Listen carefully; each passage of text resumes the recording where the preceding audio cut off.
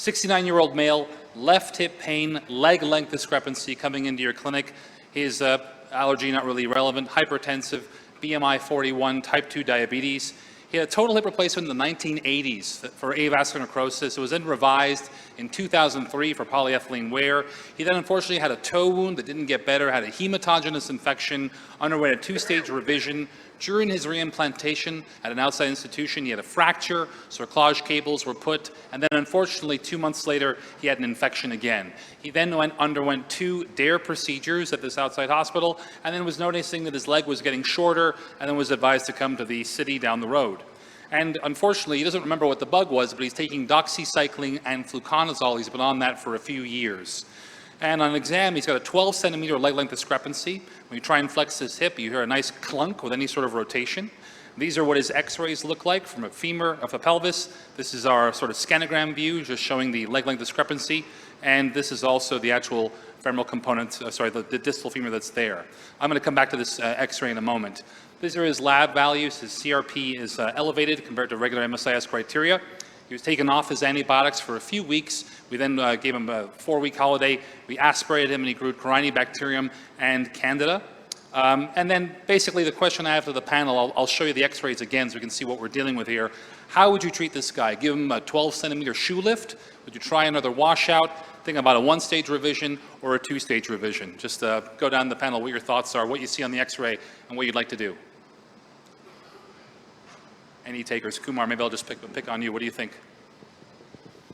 Well, I, as an infectious disease doctor, I would love to get all that hardware out. I mean, he's clearly still infected. I mean, both those are valid chronic causes of chronic PJI, and they match up with what he was being suppressed for. So he's failing suppression, for what it's worth.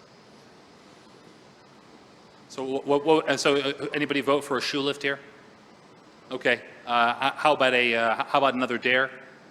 So he's already felt 2. Who's thinking about a 1-stage? He's got a loose stem too. Agreed. Yeah. But please go ahead and tell us what you guys see. Dan, take us to these images. What do you see in terms of where you think the infection is and what I mean, the problem with this guy is he's still infected. Obviously, I can't tell if his fracture's healed or not. It doesn't really matter. He's got a loose stem. He's got this plate, and the problem is he's got this big reaction on the femur almost all the way down, which is what bothers me the most. So if the rest of the femur at the bottom looked pretty good, it would be a little bit of a different situation. But the problem here is that most of his femur looks like it's probably infected or at least partly devascularized. So loose stem, chronic infection, probably involving most of the femur. So who here talked about reconstruction options? Ed, what are you thinking about here? I mean, are you thinking about we're going to take the stem out, maybe take the plate off, then how much femur can you keep? Can you just put another stem, put an proximal femoral spacer? Well, what's your construct here? So remember, debridement is always number 1. Dead bone's gone, all metal is out. Try to lengthen the stem. So a spacer that is functional. So I put in for a Candida infection is amphotericin in the cement or conazole in the beads. So the beads go distal, and then you cement and you lengthen as much as you can. Let him walk to stretch out his tissues, and you come back with your 2nd-stage procedure. And it's going to be an endoprosthetic spacer with a constrained polyethylene cup, just much like you just saw. So how much of the femur are you keeping? Whatever doesn't bleed. Whatever bleeds, or whatever bleeds stays. Whatever doesn't goes. So if you do know that, if you do find the paprika sign, Patsakis, anything that bleeds is viable. So if I tell you, for example, that the only potentially viable bone is distal to those cerclage wires, you only have part of the distal femur. Are you keeping that? I mean, and how are you going to? If it's got to go, it's got to go. So then, if you just have the distal femoral flare, can you put a spacer that goes in there? Sure, I do. Okay. Anybody else? Any thoughts? We have had a case in which we had only maybe 5 centimeters, 6 centimeters of the distal shaft, and we have put a spacer, like a locking nail, the antibiotic cement. And this one is a loose stem, will come out pretty easily. And even, I mean, you take away all the unviable bone, but even if that is remaining and you can get an interlocking stem as my revision option, I'm happy to keep that. The main question really is whether you can keep enough femur to get another femoral implant in there later that's going to be well fixed. And sure. If the answer is yes, then it's worth keeping it. If the answer is no, then you might as well take it all out now. Yeah. So for the sake of time, just because of respect for the Again, you would do a total femur spacer? Yeah. If you have to, you have to. See, there you go. If it's got to go, it's got to go. May I ask Dr. Henry, what kind of antibiotics would you recommend to put in the spacer, in the bones, in the In this setting, I mean, Vanco, Tobra, and voriconazole. fluconazole? Voriconazole. No amphotericin. No, from what I understand, I mean, and there's not like a ton of literature out there, but the elution of amphotericin is not nearly, I mean, voriconazole is shown to have the best sort of elution dynamics, most consistent. Because we prefer liposomal. Amphotericin has some better elution rates. So, but Michael, the recent data on Canada is that it's becoming much more resistant. So the dual combo of amphotericin with an additional agent seems to be the best when you see these resistant Candida coming through in the last 3 years. If you have resistant, we don't have resistant Candida at HSS, so we don't worry. Got it. That's a great case. Again, would all of you remove the proximal femur, let's say, up to down to the beginning of the plate, or would you leave it? Remove it.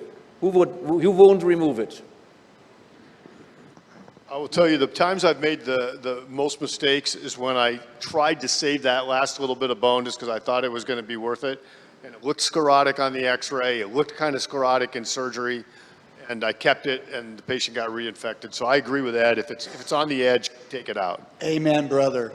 So just for the sake of time, obviously I reviewed this with a few of my colleagues at our complex case panel, which we talked about, and the main consensus was that the infection was likely going all the way to the tip of the stem, and so that there wasn't enough distal femur left to give a viable decision. So the decision was going to make a total femur spacer.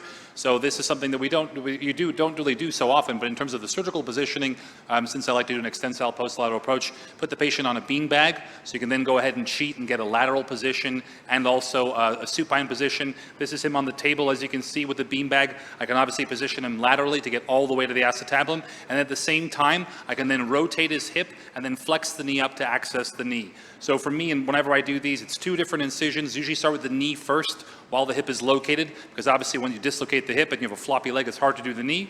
And then we went ahead and did basically our sort of tibial cut, and put in a tibial trial, and then we went back up to the hip, removed the implant, which essentially was just we just pulled it out, and then after that, having a subperiosteal dissection. There were two surgeons here, so we have two teams being more efficient, two cauteries, multiple retractors, multiple assistants to help the surgery go expediently, and then as you can see from this, just really, really bad, non-viable bone. Not a very nice case. And then this is what the construct looked like. Obviously a very expensive spacer, high dose antibiotics and antifungals, a functional spacer though that he was able to ambulate on, and just for the sake of time, his shoe lift did go down to about 2 centimeters. He did well. About 6 months later, he began having growing pain, and there was concern about this big ball, sort of bipolar, by the way. We do have bipolars in the United States. This is what it looks like, eroding on the acetabulum. Where I put him on a lengthy antibiotic holiday, did an aspiration, there was no growth there. But then in this case, because I got a CT scan to look at the actual erosion, I ended up, just because we do have the technology here, using a robot to help me, since a lot of his pelvic landmarks were gone. I was able to pull in a highly porous cup with 64 millimeter shell. I did use dual mobility in this case because he has obviously abductor deficient. I was able to lengthen out a little bit longer, and essentially he did have a dislocation at 6 weeks, but now he's 3 years post-op. His shoe lift is now only 1 centimeter. He uses a cane, but he's still ambulatory. I have not revised the rest of the spacer. Do you leave him off antibiotics? I'm trying to remember now. I believe, I have to get back to you on that. I think we did keep him on antibiotics for another 6 months, and then he's been off of it. Alberto, bravo. The only comment I would make is if you choose an acetabular cup and it's dual mobility, fine. But if your dislocation becomes a recurrent dislocator, have a system that you can go to a constrained socket. Yeah. That's been my mistake in the past. And that was the reason I wanted to let the cup grow in first. I didn't want to pull it out and rip out. Absolutely right. Absolutely right.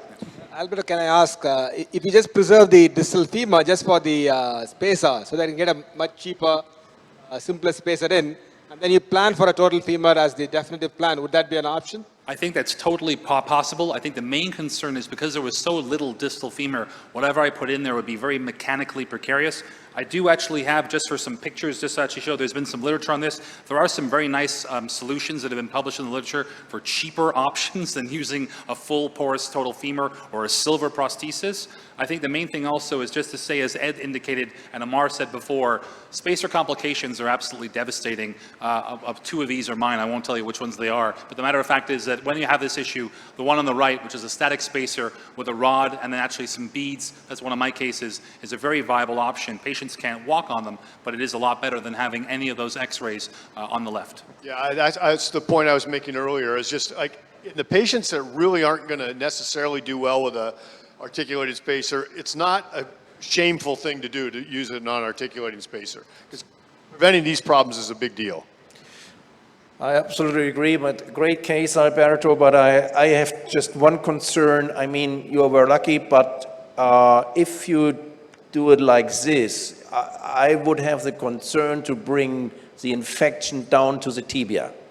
If you open the knee and you open the tibia, this is the biggest danger if you do it like this, and probably it would be better to keep something like of the distal femur for this. But wonderful case. Thank you so much, Alberto. One question, Alberto. What if he wants that 1 centimeter back? What are you going to do?